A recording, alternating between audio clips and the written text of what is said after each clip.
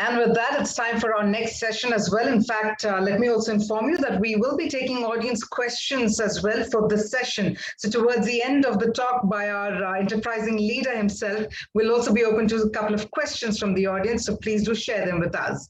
Now, talking about our leader over here, he, in fact, as an entrepreneur, his leadership and vision is widely recognized in shaping the Indian electric two-wheeler industry, as well as his contributions to various forums in the electric vehicle sphere, both in India and globally. We have with us the Managing Director, Hero Electric Vehicles, none other than Mr. Naveen Munjal, joining us this morning.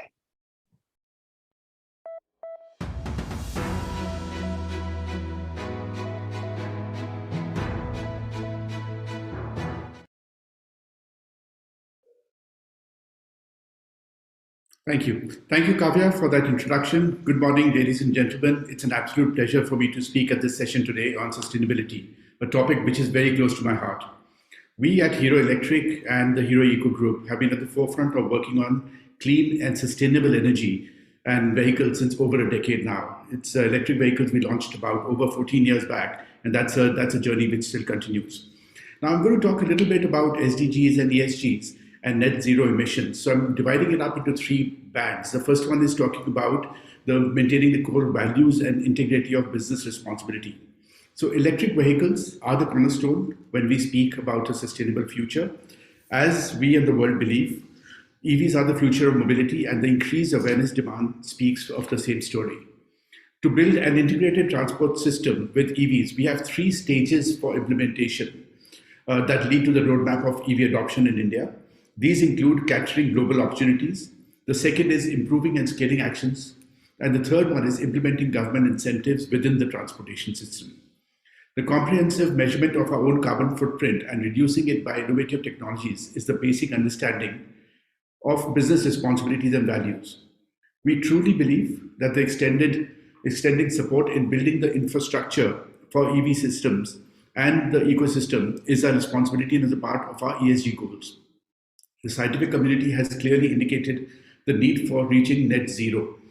If you look at it from a global standpoint, the CO2 emissions by mid-century in order to limit the global warming to 1.5 degrees centigrade and to reduce the destructive impact of climate change on human society and nature. We've already seen what has happened in terms of our lockdowns, and when the vehicles were off the road, the transportation sector was off the road.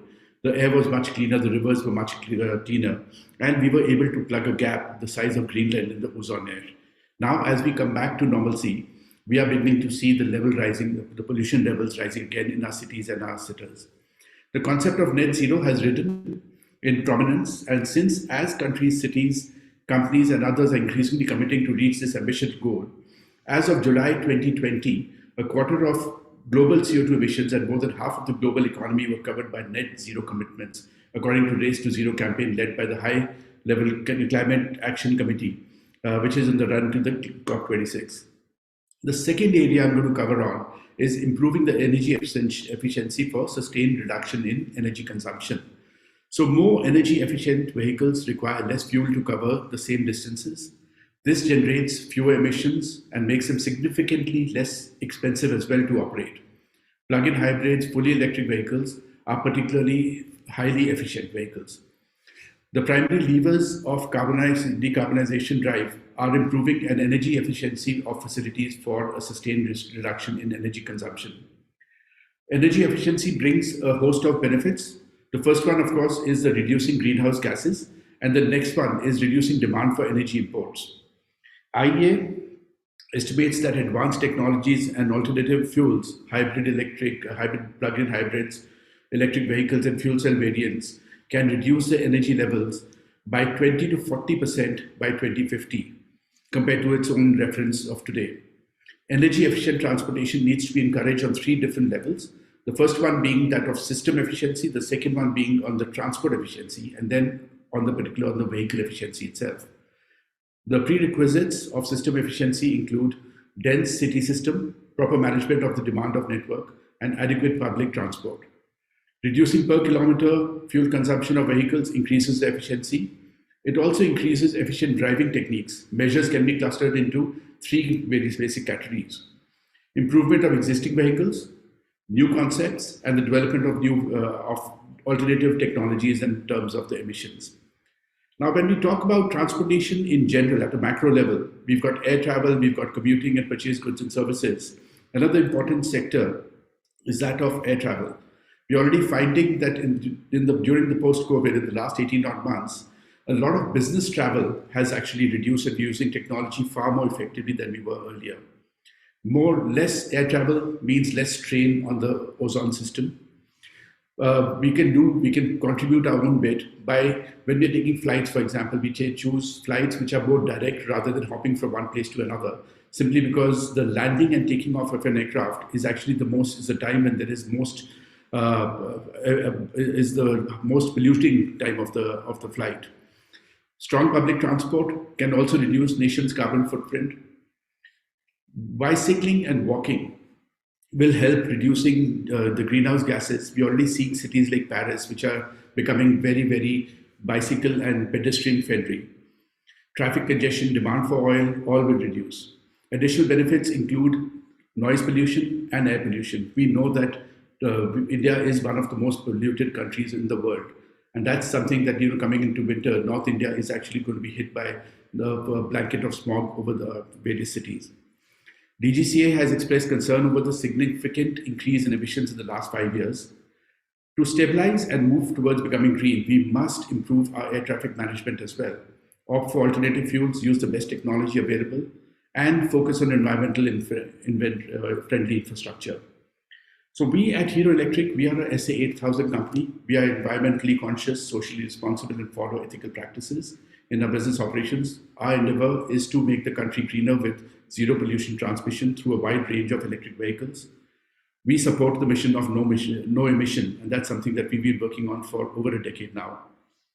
The need of the hour is to head towards zero emissions in a significant manner. We owe this to our country, our society, our children, and the forthcoming generations to leave India a better and a cleaner place than when we inherited it. Thank you so much. It's an absolute pleasure being here today.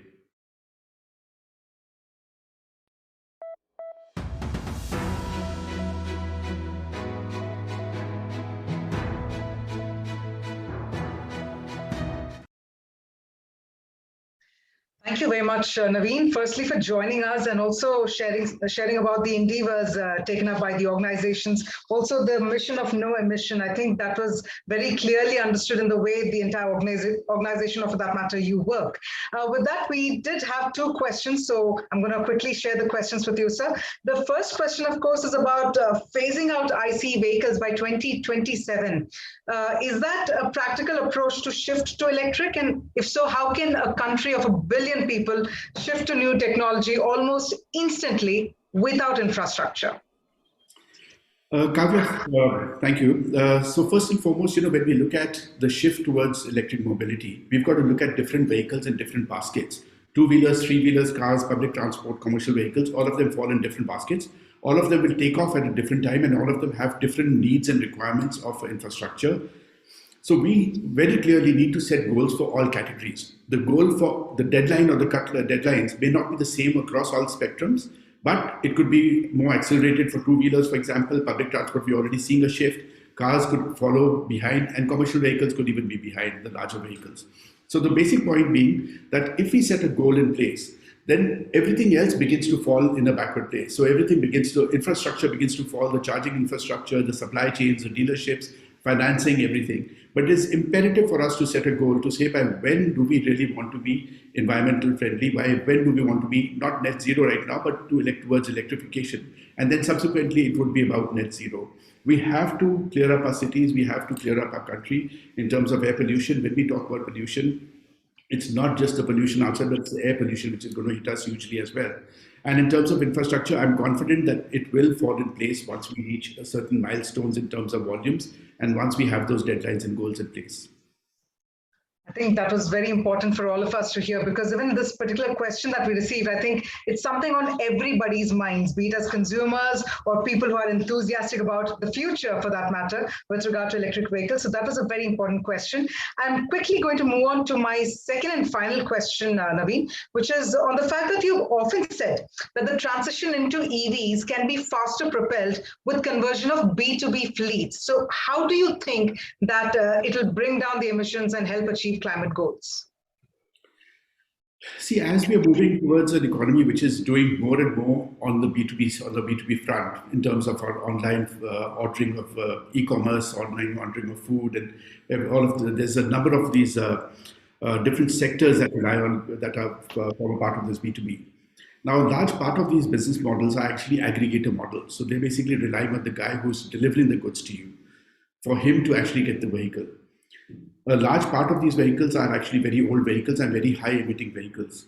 Now, this is a sector which can be converted towards electric. Now, what we have to bridge is, at this point, the issue is to do with while we're doing this, the cost of running or the cost of operating these vehicles is actually going to be much lower than what it is for an IC engine vehicle, simply because these vehicles are far more efficient, they cost a lot less, and they help maintaining the environment in a much better fashion. Now, some of the areas have to be bridged, the gaps have to be bridged. That is to do with more, since it's aggregator model, how does he finance the vehicle? And those also, I believe, we will get there. But that's a sector which really needs to start converting towards electric. Beautiful indeed. Thank you. Thank you very much, Naveen, for sharing your dynamic thoughts with all of us. In fact, I believe it's the need of the hour, and it's something that we are really looking forward to. But as you also mentioned, getting infra in place will all begin by setting the right goals. So we're really looking forward to that. Thank you once again for joining us at the summit.